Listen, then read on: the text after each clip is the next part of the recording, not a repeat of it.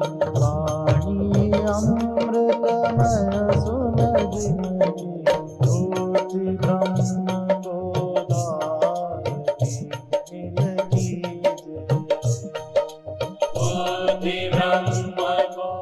श्री राम जय जय राम।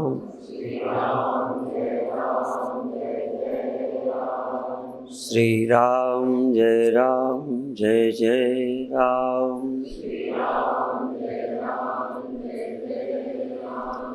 श्री राम जय जय राम।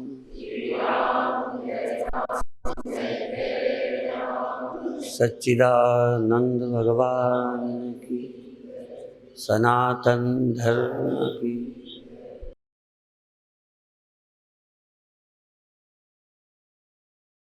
हम जो कुछ देखते हैं, सुनते हैं, छूते हैं, खाते हैं, पढ़ते हैं, उस सब से प्रभावित होते हैं। अभी प्रायः हम सब देखे हुए से, सुने हुए से, पढ़े हुए से, किए हुए से प्रभावित होते हैं। प्रभावित होने का मतलब हमारा मन उसके अनुसार अच्छा बुरा बनता है। इसलिए अभी हमको चुनाव करना चाहिए, किसके पास बैठें, किसको छुएं, किसको देखें, क्या पढ़ें, क्या सुनें, क्या करें। जब तक हम प्रभावित होते ही हैं तब तक चुनाव आवश्यक है। पर आखिरी स्टेज है कि हम किसी से प्रभावित नहीं होते। प्रभावित होते हैं तो अच्छा बुरे का चुनाव करना ही चाहिए। मंदिर में बैठेंगे तो मन और तरह का हो जाता है, किसी के पास बैठते हैं तो मन उसी तरह सोचने और करने लगता है। इसमें चालाकी नहीं करें।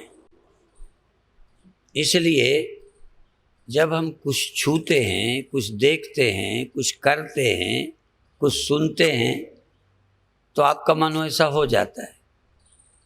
कथा सुनते हो तो उस समय आपका मन अच्छा होता है कि नहीं? इसी तरह कुछ बुरी बातें सुनते हो तो मन वैसा हो जाता है। तो अभी हम प्रभावित होते हैं, इसलिए अच्छी किताबें पढ़ें, अच्छी बात सुनें, अच्छे लोगों के पास बैठें। और अच्छे की एक मोटी पहचान है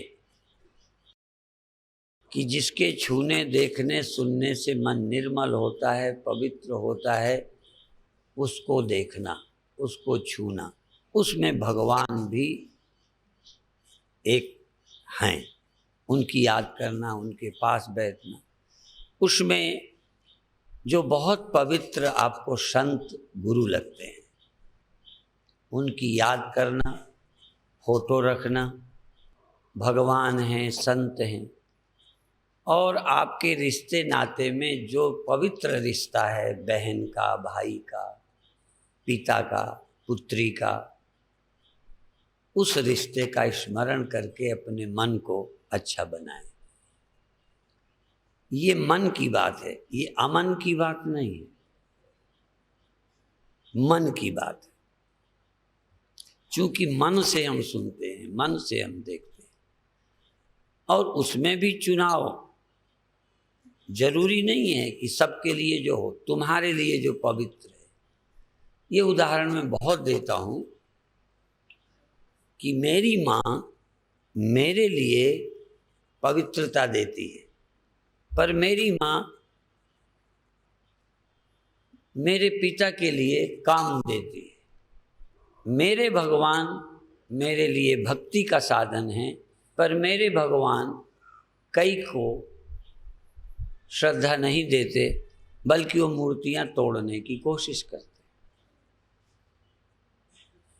तो जो किसी के लिए पत्थर है वो मेरे लिए भगवान है, किसी के लिए कोई जल है, मेरे लिए गंगा है।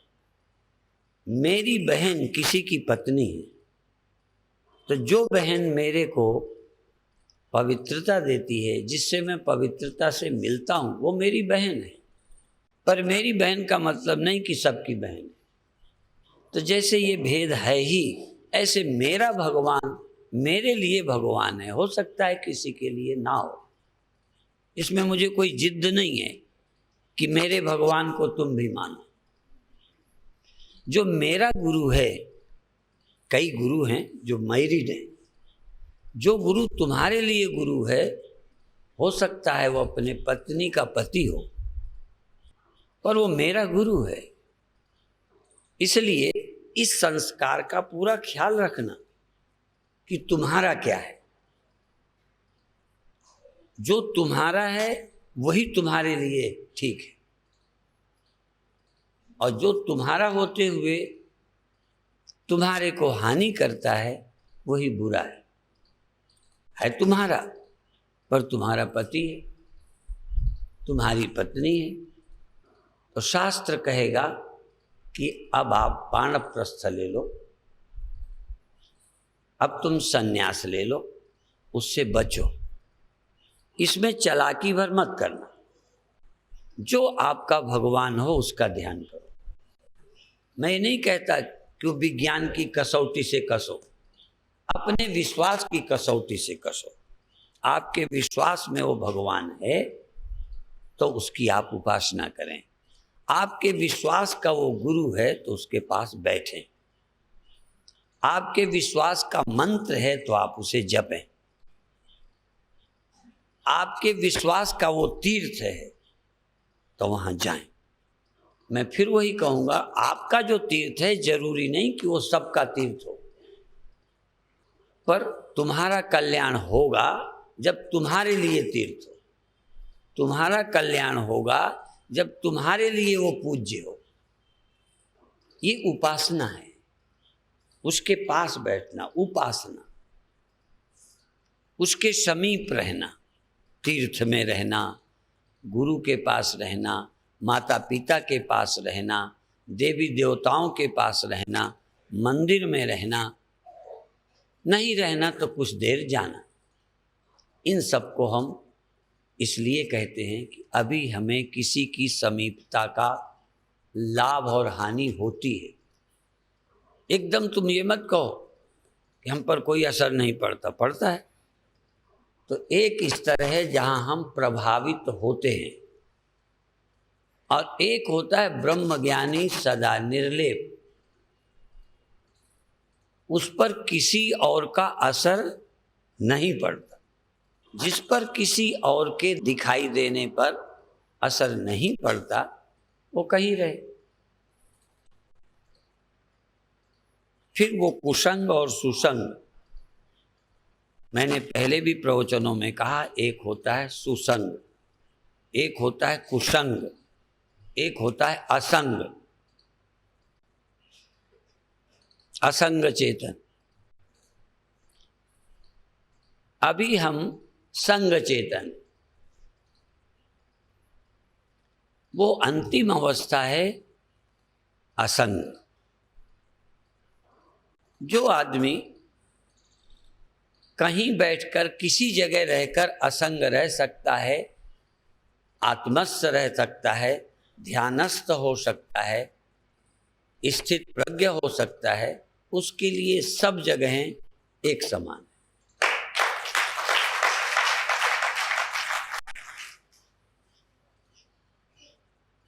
सब पदार्थ एक समान है, सब जगहें एक समान है। इसलिए उन लोगों ने कहा चलूं फिरूं सोई पै करना। आप भगवान का प्रसाद लेते तो संत कहता है सदा हम प्रसाद खाते। चलूं फिरूं सोई पै कर्मा, खाऊं पीऊं सोई पूजा। अज्ञान रहा नहीं है तो सोए जाऊं तो लगी समाधि। ज्ञानी की नींद भी समाधि है और अज्ञानी की समाधि भी सुसुप्ति है। अज्ञानी यदि वो स्वरूप कोई स्पष्ट नहीं है तो उसका नाम मूढ़ समाधि। जगत की विस्मृति आत्मस्मृति के बिना, आत्म विवेक के बिना एक सोने से ज्यादा नहीं है। और जिसको अज्ञान है नहीं, स्वरूप बोध को प्राप्त है, कर्तव्य शेष नहीं है, उसकी निद्रा अर्थात जगत की विस्मृति समाधि। इसलिए ज्ञानी की नींद को योग निद्रा बोलते हैं। प्रचलित तो ऐसा हो गया है कि वो योग निद्रा, जिसको योग प्राप्त हो गया है, जिसको स्वबोध है, सचमुच संदेह शून्य है, ऐसे व्यक्ति को नींद क्या है? समाधि नहीं। समाधि में जगत ही तो हटाते थे, समाधि में जगत का ही तो विस्मरण करते हो। तो जिसको आत्मा का पता चल गया है और जगत का विस्मरण हो गया तो नींद उसकी समाधि है। लोग जो बताते हो बताएं, स्वतंत्र हैं, पर निद्रा समाधि स्थिति, निद्रा समाधि स्थिति, ज्ञानी की निद्रा समाधि है। यद्यपि वो नींद पहले भी होती थी, तब हमें आत्मा का पता नहीं था, तब हम जागते थे, सोते थे, एक में जगत था, एक में नींद थी, हमें अपना ज्ञान नहीं था। और इतना ही नहीं है, ज्ञानी जब चलता है तो परिक्रमा करता है, ज्ञानी जब देखता है तो दर्शन पूजा ही करता है। यदि भगवान के दर्शन, भगवान के स्पर्श, भगवान की प्रार्थना पूजा है, तो जिसके लिए ब्रह्मैवेदं सर्वम, तो उसका जागना, खाना, मिलना, जुलना, ये सब पूजा है। अभी तुम्हारे लिए नहीं है, जल्दबाजी मत करना।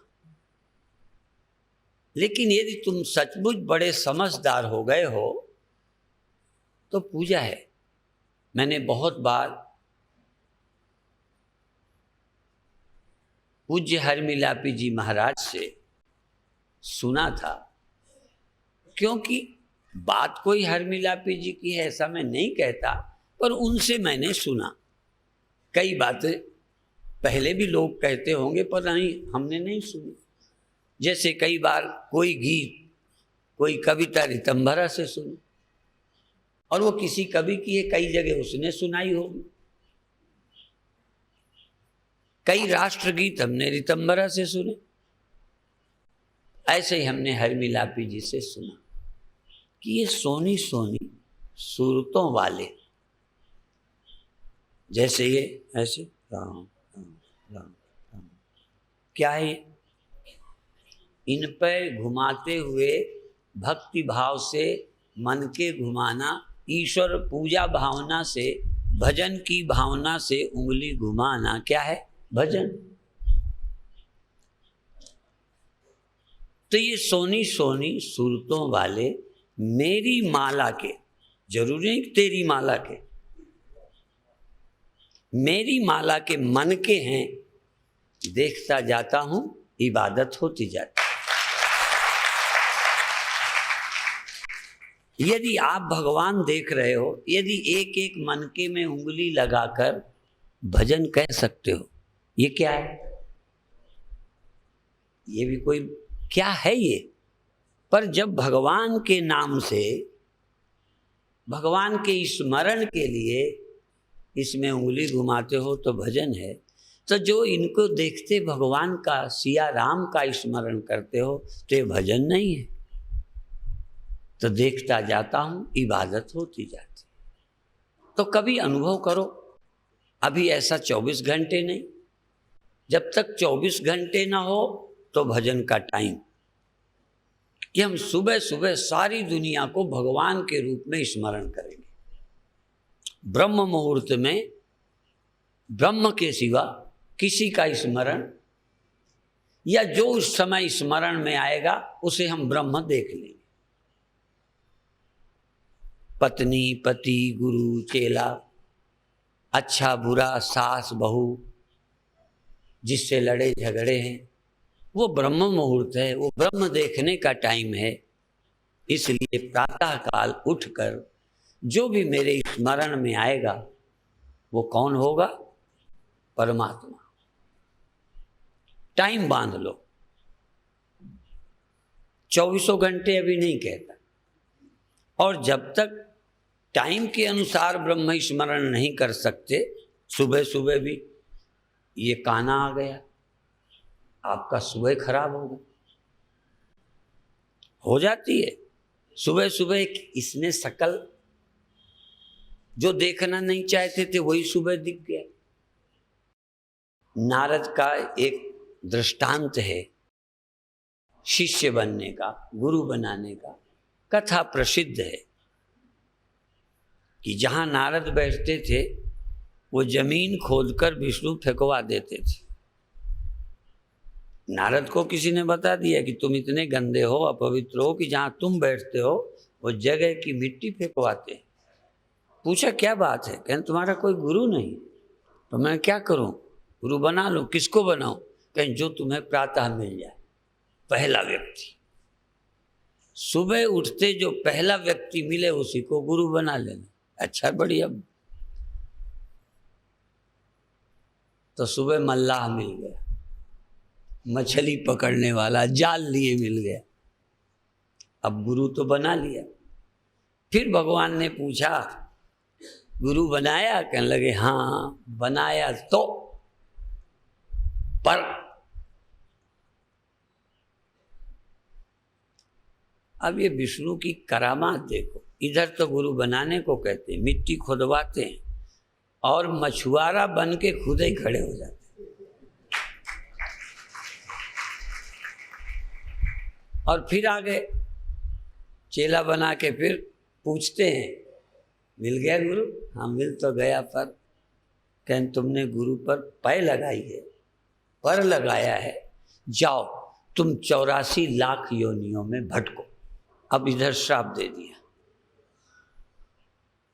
फिर कहते हैं क्षमा मांगते हैं, मुझसे गलती हुई। तब फिर कहते जाओ गुरु ही तुम्हें तारेंगे, जाओ गुरु के पास। फिर जाते तब फिर भी मछुआरा बने खड़े, उन्हीं का तो खेल था। फिर खड़े हो गए, फिर पैर पकड़े, मेरे से भूल हुई, मैंने आपको गुरु बनाया, पैर लगा दी, अब मुझे क्षमा करो। कह क्या बात है? कह मैंने गुरु बनाया था, विष्णु ने मेरे से पूछा, मैंने कहा गुरु तो बनाया, पर तो उन्होंने श्राप दे दिया।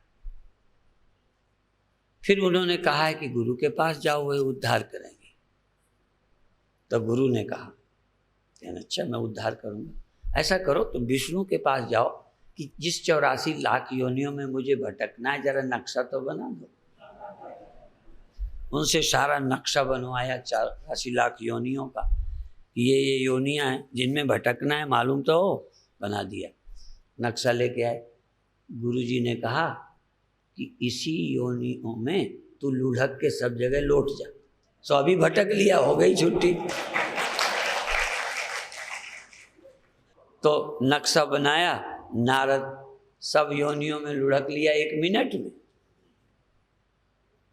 उन्होंने कहा जो आपने श्राप दिया था वो पूरा हो गया। तो प्रातः काल उठने पर जो मिला सो गुरु। तो ब्रह्म मुहूर्त में जो याद में भी आ जाए, प्रत्यक्ष छोड़ो, स्मरण में भी आ जाए, वो तुम्हारा परमात्मा।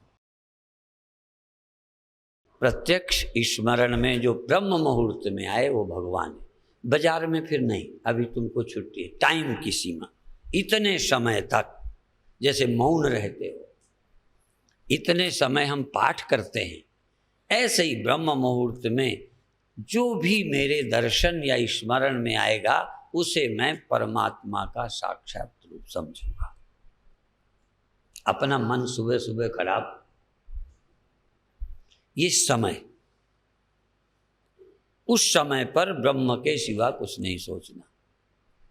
दूसरा, इस रूप को, राम को, कृष्ण को, शिव को, माता को, मंदिर को, इनको मैं भगवान समझूंगा, तुमको नहीं।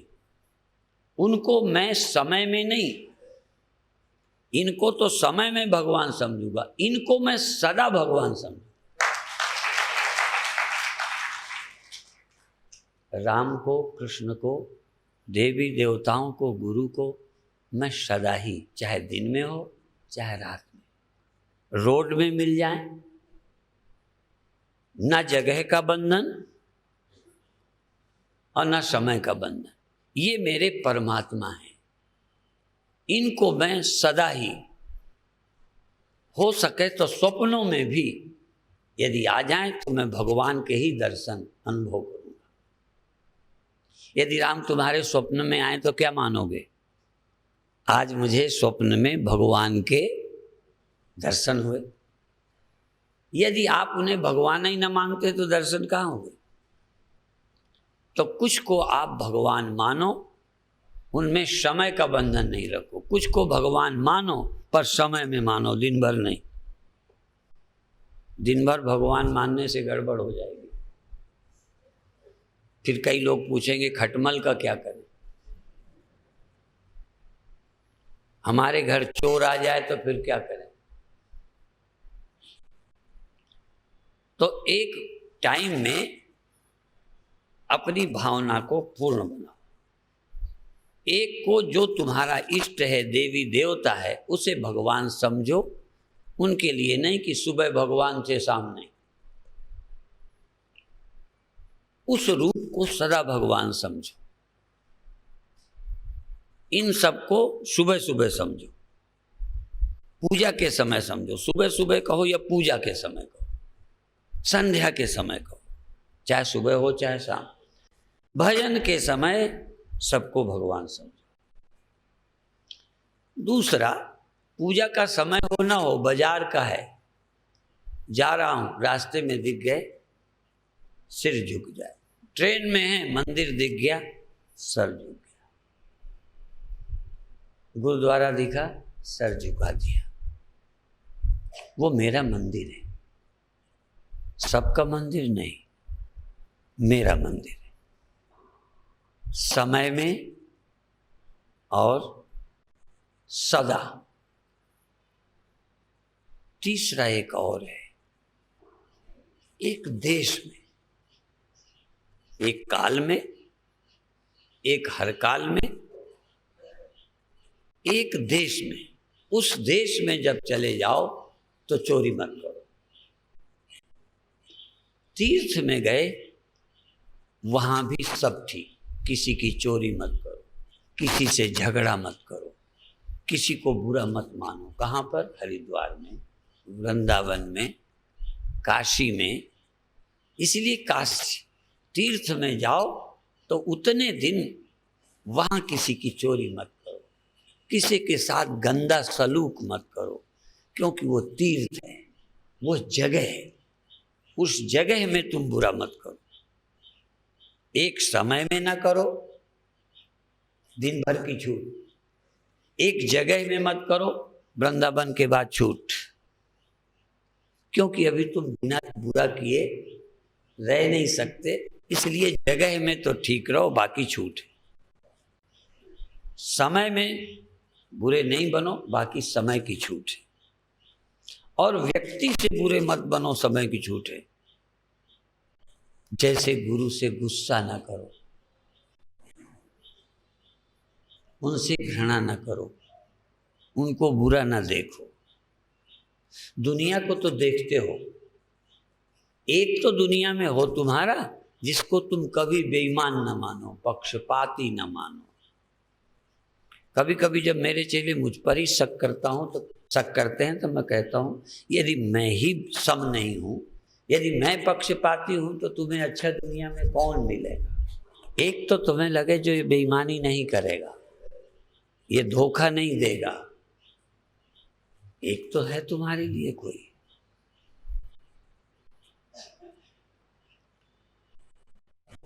वो कहीं भी होगा, कभी भी होगा, तुम्हारे साथ धोखा नहीं करेगा। ऐसा जिस पर विश्वास हो। तो एक व्यक्ति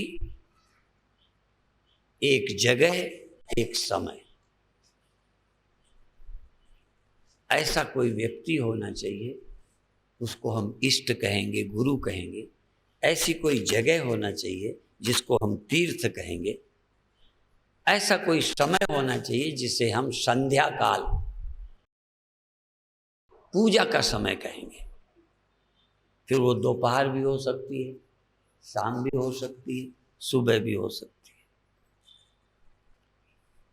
जैसे ऋतु काल होता है, जैसे ऋतु काल में पत्नी से संबंध को पाप नहीं कहते, अन्य समय संबंध करना भी पाप है। जानवर ऋतु काल में ही संबंध करते हैं। जानवर 24 घंटे स्त्री से स्त्री संबंध नहीं रखते। जानवरों को तो देखा है ना। ऐसे ही बस उतनी देर ही तुम्हारी वो पत्नी है, ऋतु काल है। इसीलिए आप जानते हो, आपको पता है अहिल्या का ऋषि ने श्राप क्यों दिया? एक चूक है उसके पीछे। छल इंद्र का था, एक गलती ऋषि पत्नी की अहिल्या की थी। वो सुबह ब्रह्म मुहूर्त में गया था। गौतम को ये लगा कि यदि मैं भी होता तो इन्हें इनकार करना चाहिए था, क्योंकि ये ब्रह्म मुहूर्त था।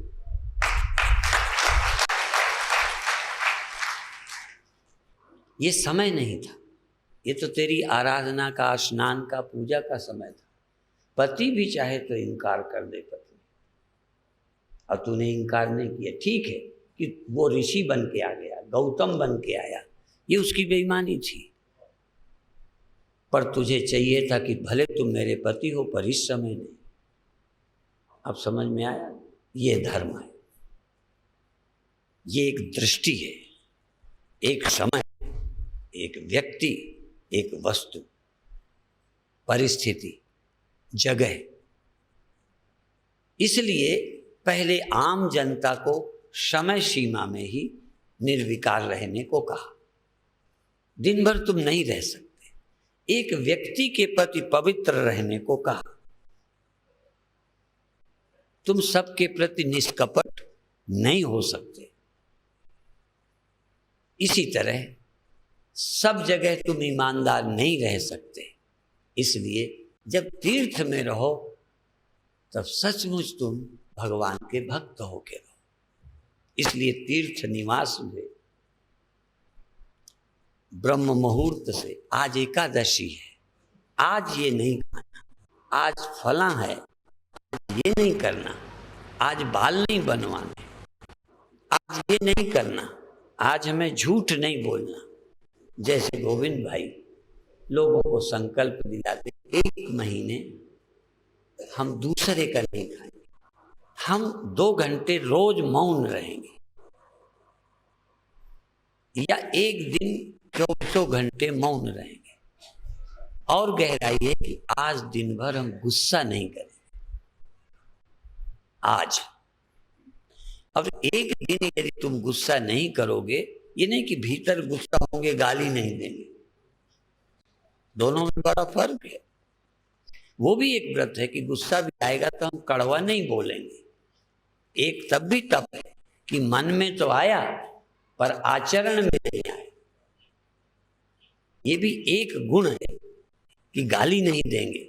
एक ये है कि हम आज दिन भर मन से सुनने पर भी अंदर से क्षुब्ध नहीं होंगे, अशांत नहीं होंगे। और यदि एक दिन ये तुमने मॉडल जिंदगी का जी के देखा तो लगेगा ऐसा रोज हो तो कहने क्या है।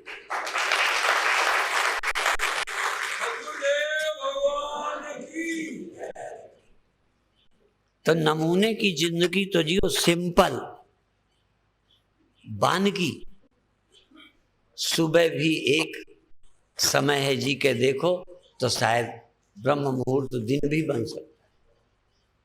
यदि व्यक्ति को तुम निष्कपट भाव से उनके निर्दोष होने का विश्वास कर सकते हो सकता है और भी निर्दोष हो जिनको तुम दोषी समझते हो। यदि गुरु के किसी क्रिया को तुम लीला समझ सकते हो, उनकी डांट को उनकी कृपा समझ सकते हो, आनंदित हो सकते हो, तो हो सकता है कल औरों का व्यवहार भी तुम्हें लीला लगने लग जाए। पर ये एक दिन हवा में नहीं। एक ने पत्र मुझे लिखा है, प्रश्न किया है कि सब बातें हवा में ही ना हो, मेरे जीवन में आए। अच्छी बात है जिसने लिखा है, तो ये ज्ञान हमारे हवा में ना रहे, ये उपासना हवा में नहीं, ये तीर्थ हवा में नहीं, प्रैक्टिकल। और ये आसान है। 1 घंटे निर्मल रहना आसान है। फिर एक दिन सबके पास, चाहे मैं पति के पास हूं, चाहे पत्नी के पास हूं, चाहे बेटी के पास हूं, चाहे भगवान के पास, चाहे शैतान के पास, अब थोड़ा समय बढ़ा दिया। एक दिन मैं किसी के प्रति भगवत बुद्धि के अलावा कोई बुद्धि नहीं करूंगा। एक दिन भूत भी आ जाए तो पैर छुओ। एक संत भक्त थे, भूत आया लंबा सा, तुरंत चरणों में गिरे, हे लंबक नारायण, लंबी लंबी एकदम चरणों में गिरे, लंबक ने। तो फिर चाहे भगवान भूत बन के परीक्षा करने आए थे, या भूत को फिर भगवान होने को मजबूर होना पड़ा। जहां उस चरणों में गिरा, सुना किसी कोई वैश्या के चरणों में गिर गया। वो आई थी पतन करने, पर जब चरणों में गिर गया वो खुद ही भूल गई। तो आपकी दिव्य भावना से शैतान भी देवता बन सकता है, और करेगा तो औरों के साथ शैतानी करेगा, तुम्हारे साथ फिर नहीं कर सकेगा।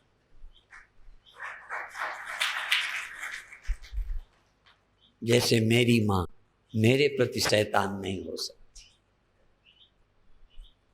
क्योंकि मेरी सच्ची भावना है, उसे होना ही पड़ेगा। इसलिए जिस समय मेरी दिव्य भावना हो, मेरे सामने कोई आ जाए, पर ये सदा भी टिकने वाली नहीं है। कुछ देर भी पक्की कर लो।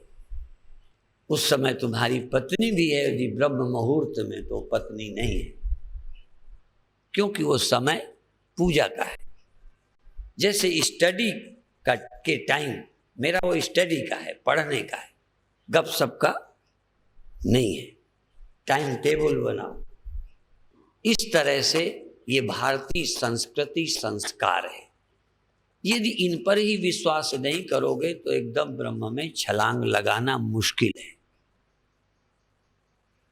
कहीं टिकना तो सीखो। जहां हमारा उद्धार होना चाहिए, यदि उनमें ही तुम्हारी अपवित्र बुद्धि हो जाएगी, जब तीर्थ में ही आप तीर्थ बुद्धि नहीं करेंगे, गंगा में भी यदि आपकी भावना अच्छी नहीं है, यदि मंदिर में भी आप मंदिर भावना नहीं करोगे, तो तुम्हारी ब्रह्म भावना कैसे टिकेगी। इसलिए विश्वास से यात्रा शुरू होगी, और अंत में तुम कौन हो, आखिर में तुम आदमी नहीं हो तो औरत क्या, तुम व्यक्ति नहीं हो तो मरोगे क्या, तुम मन ही नहीं हो तो पाप और पुण्य क्या, फिर संग और असंग क्या, फिर उपासना क्या। अंत में जानना है कि मैं देह नहीं हूं और मैं मन नहीं हूं। ये सब अवस्थाएं हैं, ये सब स्वप्न है, सब स्वप्न है, सब स्वप्न है। 2 अर्थ हैं, सब गोविंद है, सब गोविंद है, गोविंद बिन नहीं कोई। तो एक दृष्टि है सब गोविंद, सब मिट्टी है, सब मिट्टी है, ना कोई बर्तन है, ना कोई ईंटा है, ना कोई मकान है, मिट्टी है। ये एक दृष्टि। दूसरी दृष्टि है मकान झूठा है, ईंटा झूठा है, घड़ा झूठा है, सब बनावटी है। तो जो दिखाई देता है, जो सुनने में आता है, जो जानने में आता है, मन, अवस्थाएं और मन के विषय सब झूठे हैं, केवल आत्मा ही सत्य है। सत्य है ही नहीं। ये जगना भी झूठ है, अवस्था है। जैसे स्वप्न झूठा है, वो तो पक्का है ना, जैसे स्वप्न झूठा है, ऐसे ही सब स्वप्न है। ज्यों स्वप्ना और पेखना, ज्यों स्वप्ना, वो तो जानते हो ना, सच्चा लगने लगता है कि सच्चा होता है। ऐसे ये तुमको जगत अभी सच्चा लगता है। जो स्वप्ना और पेखना, ऐसे ही जग को जान। जगत में इंदौर आता है कि नहीं? तुम्हारा देह जगत में आता है कि नहीं? और तुम्हारा मन जग है कि नहीं? जो स्वप्ना और पेखना, ऐसी सब जग, सब कुछ जो दिखाई पड़ता है, सुनाई देता है, होता है, जगना, सोना, मिलना जुलना, खाना पीना, सब स्वप्न है। सब मालूम तो पड़ता है पर सत्य नहीं है। सत्य तो आत्मा है, चेतन है। बस ये कर सकते। तो ये अभी भी क्या करो, तुम ब्रह्म हो और सब झूठ है। किस समय करो? ब्रह्म मुहूर्त में। टाइम दे दिया, इतना तो कर सकते हो। तुमको कोई 24 घंटा नहीं रहता, छोड़ो, हमने छूट दे दी है, तुम दे दी ना छूट। तो जैसे उपासक सुबह सुबह उपासना करता है, तो ज्ञानी को सुबह सुबह ब्रह्म मुहूर्त में आत्मा के अतिरिक्त और किसी वस्तु को सत्य नहीं मानना चाहिए। ये ब्रह्म चिंतन है। ब्रह्म मुहूर्त में ये ब्रह्म चिंतन का समय था कि दुकान चिंतन? ये संध्या का, भजन का टाइम था कि रुपया गिनने का? ये किसी प्रिय कामिनी काम के चिंतन का समय था कि ब्रह्म चिंतन का? समय टाइम टेबल है।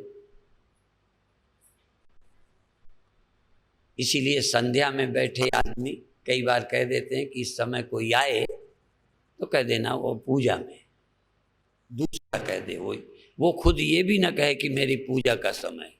इतना भी बोलने की जरूरत नहीं, क्योंकि उतना भी खतरा है। एक भिखारी दरवाजा खटखटा रहा था, दरवाजा खटखटाया, भीख मांगनी थी, तो बहुत देर तो भीतर व्यक्ति ने धैर्य रखा। पहले चाहता था कि थोड़ी देर में कोई लौट जाएगा, पर वो भी जिद्दी था, क्योंकि दरवाजा बाहर से बंद नहीं था। वो समझ गया कोई ना कोई होगा जरूर। खटखटाया, थोड़ी देर बाद भीतर से कहते यहाँ कोई नहीं है। कहना अब तो पक्का है कि कोई है। यदि ये भी कह दिया कोई नहीं है तो पकड़े गए। तो पूजा के समय ये भी मत कहो कि ये मेरी पूजा का समय है, तुम जाओ।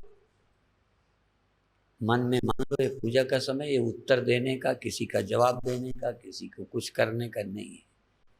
ऐसी दृढ़ता के साथ थोड़ी देर पूजा का समय, ध्यान का समय, चिंतन का। अब ये सबका अलग होगा। किसी का पूजा का है वो पूजा करे, किसी का भगवत स्मरण का है, भेदोपासना है, भेदोपासना करे। पर टाइम वो इसी का है, भक्ति का। भेदोपासना, राम का चिंतन करो। तुम वेदांती हो तो आत्मचिंतन करो। इतनी स्वतंत्रता है तुम्हारी योग्यता संस्कार के कारण, पर करो। और जो आदमी जिस समय को 1-2 महीने, 1-8 साल एक काम में लगाएगा, उसका टाइम ऐसा बन जाएगा कि उस समय तुम जाओगे, ब्रह्म चिंतन होने लगेगा। इसलिए मुसलमानों में बहुत अच्छी बात है कि टाइम आया कि नमाज का है। बस ट्रेन में है तो नमाज का टाइम, रोड पर है तो नमाज का टाइम है, नौकरी में है तो नमाज का टाइम है। और तुम नियम बना लो ना, तो इस देश के राजनीतिज्ञों को भी तुम्हें टाइम देना पड़ेगा। यदि मुसलमान को देता है तो तुम्हें भी देंगे, पर तुम्हारा नियम है कोई नहीं। ऐसे ये पद्धति वाले हैं, तो जाने कै बजकर 20 मिनट पर एक है, इतने बजकर मिनट पर 6:50 से 7:05 एक मजहब है। पर मैं इसको इतना ही लेता हूं मुसलमान को और इन बातों को कि एक टाइम तुम्हारा पक्का हो जाए। और वो सबको क्यों कहते हैं? मैं तुम्हें छूट दे रहा हूं कि चाहे जब अपना टाइम पक्का कर लो, लेकिन समूह को, मुसलमान का अलग अलग टाइम नहीं है कि एक मुसलमान का इस समय है, दूसरे मुसलमान का इस समय। इसका मतलब है कि सारे देश के लोग यदि 6:50 से 7:05 15 मिनट के लिए सारे देश के लोग करें तो आप जानते हो व्यापक संकल्प का प्रभाव बहुत बड़ा होता है। यदि संसार के सभी लोग एक टाइम पर करें तो बड़ा भारी विस्फोट हो जाएगा। जैसे ये जो पुल होते हैं, इसमें मिलिट्री को मार्च नहीं करने देते, left right left right left right. यदि पुल पर एक साथ लोग ऐसे करें तो पुल के टूट जाने का खतरा है। एक साथ ध्वनि का बड़ा प्रभाव पड़ता है। जैसे एक आदमी जयकारा लगाए और एक समय में 1,00,000 आदमी जयकारा बोल रहे हैं तो आवाज बहुत बुलंद हो जाएगी, आवाज मिलकर भी बढ़ जाती है। देखो, मिट्टी के 2 ढेले मिलकर बड़ा ढेला नहीं बनता, पानी की 2 बूंद मिलकर बड़ी बूंद नहीं बनती, आवाज मिलकर के भी बड़ी आवाज बनती है, संकल्प मिलकर के भी संकल्प बड़ा हो जाता है। यदि लाखों लोग संकल्प करें एक साथ तो कोई ऐसा काम नहीं है जो नहीं हो सकता। इसलिए आजकल सामूहिक साधना का महत्व बढ़ गया है। एक समय हो जहां हम सारा समूह बैठ करके साधना करें। कोई मंदिर चुने, टाइम पर हम करेंगे। नहीं जा पाओ एक आध दिन, बात अलग है, तो जहां हो तहां करो। पर यदि आपकी जगह है तो सब मिलकर वहां जाओ। कई बार अमीर लोग क्या कहेंगे, एक गजेंद्र त्यागी से कहते थे, रोज हमारे घर योगासन सिखा जाया करो। ये पैसे का रोग,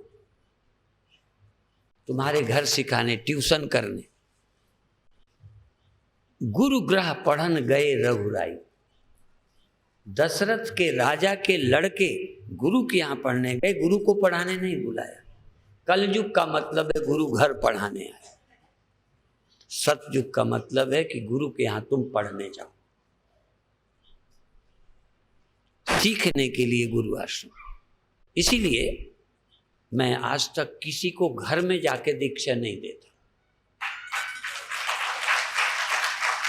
यदि भगवान भी कभी कहें कि मुझे टाइम नहीं, मेरे घर दे जाओ, तो मैं कहूंगा कि नहीं, रास्ता मत बिगाड़ो, तुम अपनी जगह बहुत बड़े हो, पर दीक्षा लेना है तो हमारे यहाँ आओ।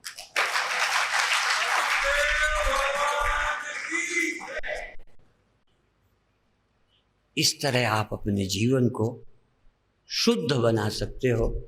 और पहले शुद्ध बनाओ, फिर इसके बाद में पता चलेगा तुम शुद्ध ही हो। पहले संग परिवर्तित करो, फिर समझो हम असंग हैं। ये क्रम है। इसलिए कर्म, उपासना, फिर ज्ञान। जो उपासना से गुजरते नहीं वो ज्ञान में टिक नहीं सकते। यद्यपि तुम्हारा स्वरूप सचमुच निष्पाप है, पर तुम्हें समझ में ना आएगा, नहीं आएगा। यदि आता होता तो मेरे से ही समझ आ जाता। मैं कहता हूं तुम असंग हो, अलिप्त हो, नाम रखा असंग चेतन, अखंड आनंद, परमानंद। हम इतने अच्छे नाम रखते हैं पर बेड़ा गर्क है। नाम रखते हैं कि नाम की लाज ही रखोगे। हमने एक का नाम रखा निर्द्वंदानंद, जिसमें कोई द्वंद्व नहीं, पर इतना द्वंद्व मचाते हैं कि कुछ कहो मत।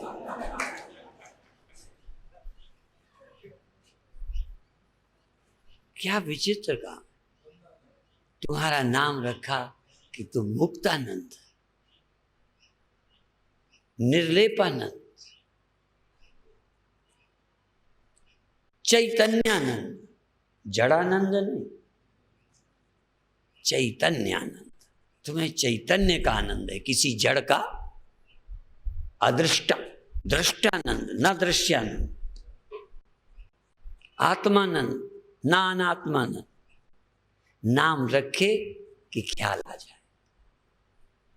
एक देवी का नाम शांति था, खूब लड़े।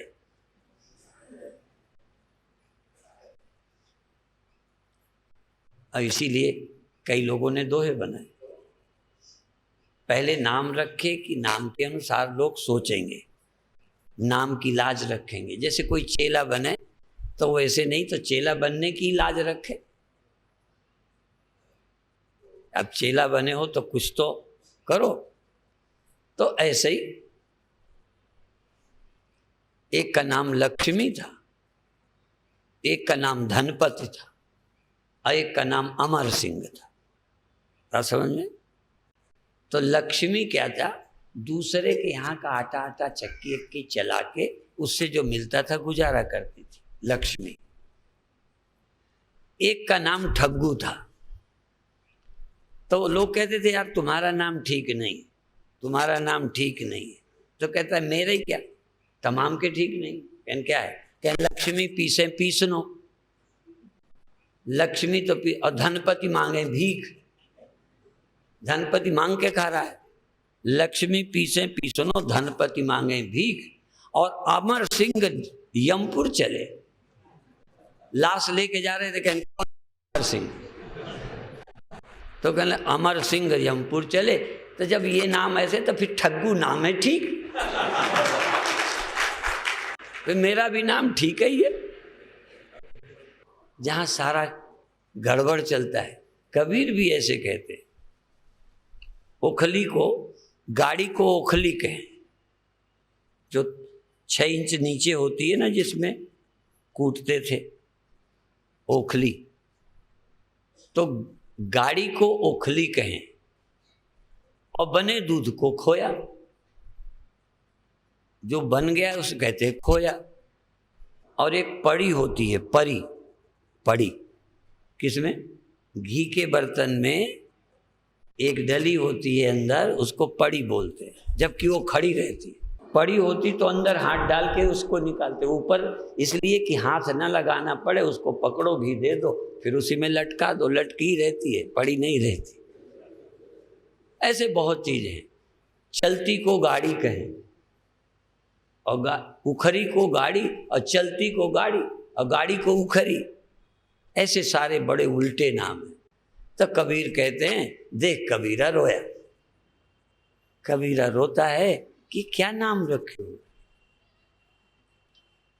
तो आप कौन हैं? तुम्हें क्या लगता है छोड़ो। तुम्हें ये क्या लगते हैं छोड़ो। तुम्हें दुश्मन लगते हैं छोड़ो। तुम हो क्या? ये हैं क्या?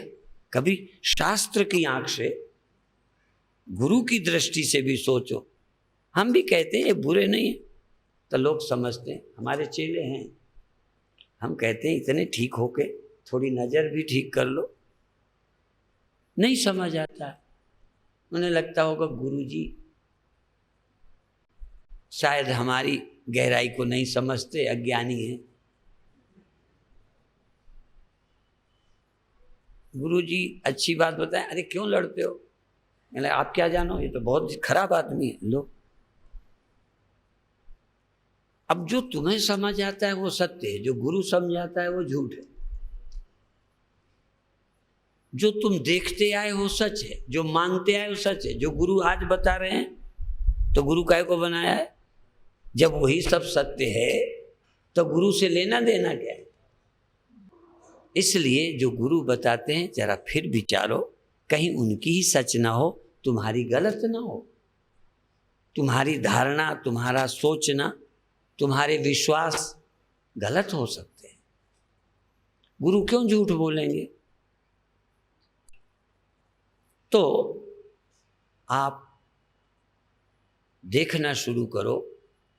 चलो, आप अभी देह मानते थे, अब ये शुरू करो कि आप जगते हो तो देह मान लेते हो, देह में आ जाते हो तो देह नहीं हो, देह में हो, देह में आते हो, देह छोड़ते हो। तुम जीव हो। अजीव जगता है, सोता है, आभास आता है, जाता है। और आने जाने का पता चलता है मुझे, तो मैं सोता, मैं जगता और मैं अलग कोई ना होता तो इन दोनों के समय का ज्ञान किसे होता? इसलिए मैं जगता सोता नहीं, साक्षी हूं। और साक्षी का मतलब है कि इनके परिवर्तन से मेरा कोई लेना देना नहीं है। ये मन के धर्म है, ये इंद्रियों के धर्म है, ये देह के धर्म है। मेरा धर्म सच्चिदानंद है, मेरा स्वभाव सच्चिदानंद है। ऐसा अनुभव करो। अब एक ध्यान की प्रक्रिया फिर समाप्त। अब मैं इसलिए थोड़ा बता दूं, आप 2-4 मिनट नहीं, आप चाहो तो थोड़ी पहलवानी करो, चाहो तो बड़े आराम से करो, लेकिन इसको आप एकाग्रता के लिए, चैतन्यता प्रकट करने के लिए, प्रेम जगाने के लिए करो। और आज के सारे प्रवचन का सार है कि चाहे नाम, चाहे भगवान, कोई चीज जो आपकी जगा दे। जैसे नींद आ रही हो, प्रेमी नींद खुल जाएगी। आप बड़े शांत थे, दुश्मन आ गया तो जलन होने लगी। तो कोई ऐसा काम करो जो तुम्हारे अंदर पवित्रता पैदा करे, एकाग्रता पर चैतन्यता पैदा करे, और फिर धीरे धीरे क्रियाओं को छोड़ दो और सब छोड़ दो। चैतन्यता, प्रसन्नता अंदर जगाए रखो थोड़ी देर। अब ये चाहो कि एक बार चैतन्यता जगाई तो 10 वर्ष तक जगी रहेगी, नहीं। इसलिए ये मत सोचो कि फिर नींद आ जाती है। फिर नींद आने की शिकायत तो भगवान को भी है। राम भी जागे नहीं रहते थे, सो जाते थे, नहीं तो फिर मुर्गा की आवाज सुन के कौन उठा था? तो तुम बिना असल में रहस्य को जाने सोच लेते हो हमेशा ऐसा बना रहना चाहिए। हमेशा तुम्हें बना रहना नहीं चाहिए। कुछ देर ऐसा रह के देखो कि हमेशा ये नहीं रह सकता, हमेशा वही ठीक रह सकता है जो सदा ठीक पहले से है।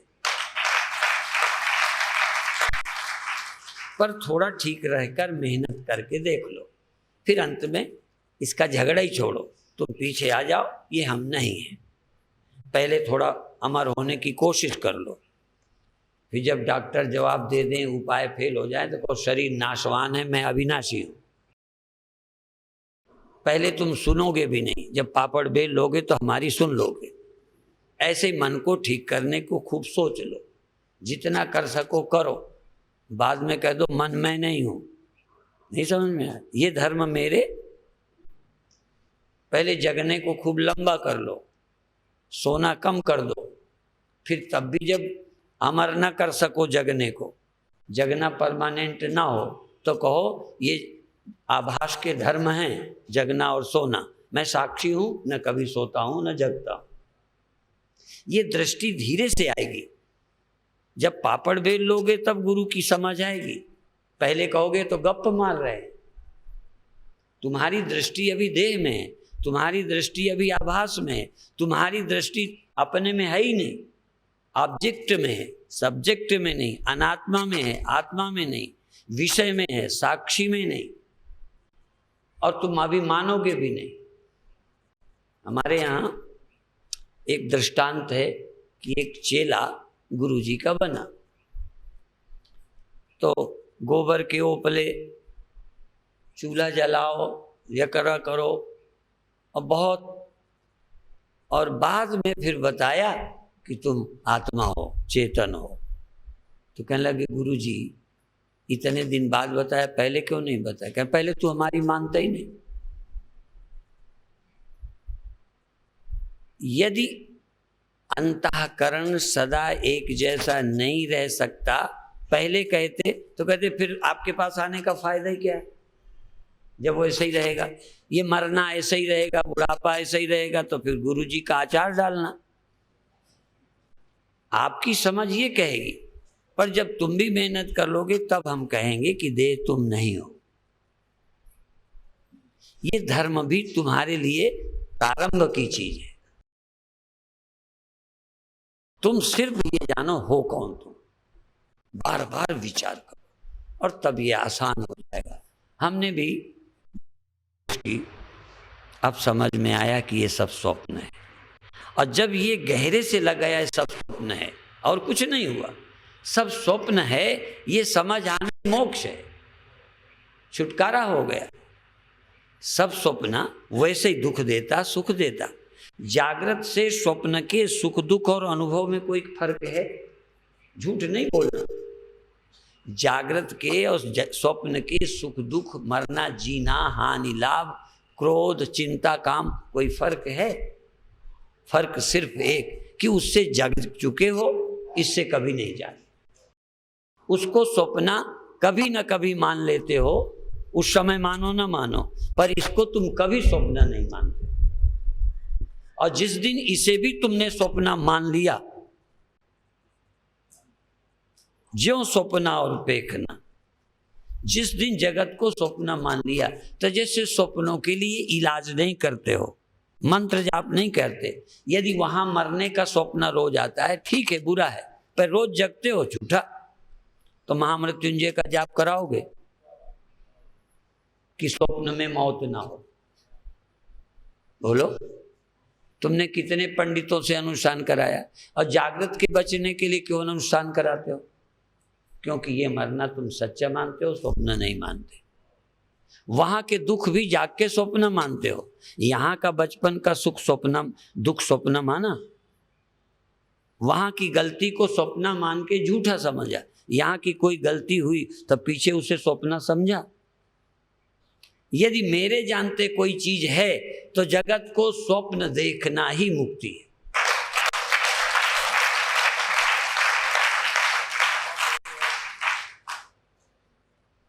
और जगत में मन भी है,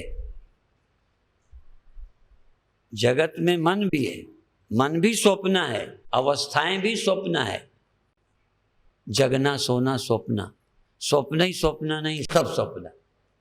स्वप्ने को स्वप्न तो तुम बिना गुरु के जानते आए हो, पर जगत को स्वप्न तुम बिना गुरु के नहीं जान सकते।